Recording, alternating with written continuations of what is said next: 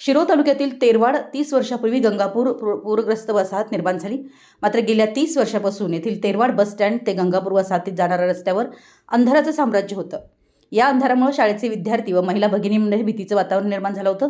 पण याबाबत कोणीच याकडे लक्ष दिलं नाही. येथील अंधाराचं साम्राज्य संपवून हा भाग प्रकाशमय करण्यासाठी तेरवाडमधील सामाजिक क्षेत्रात नेहमीच अग्रेसर असणारे कैलासवासी गोविंद बंडू सोशल फाउंडेशननं पुढाकार घेऊन त्यांच्या वतीनं महत्त्वाच्या ठिकाणी आज 2 सोलर लाईट बसवून प्रकाशमय करून सामाजिक बांधिलकी जपली आहे. गेल्या 25 ते 30 वर्षात जे घडलं नाही ते आज घडलं.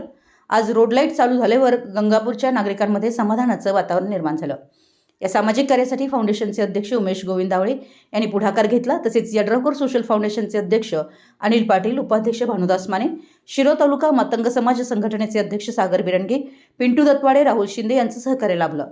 संध्याकाळी सोलर लाईटचं उद्घाटन अण्णा जोंग, माजी ग्रामपंचायत सदस्य मातगोंडा पाटील, आर्यन्स मंडळाचे अध्यक्ष स्वप्नील माळी, शिवलिंग मंडळाचे सर्वेसर्वा नितीन खामकर यांच्या हस्ते श्रीफळ वाढवून करण्यात आलं.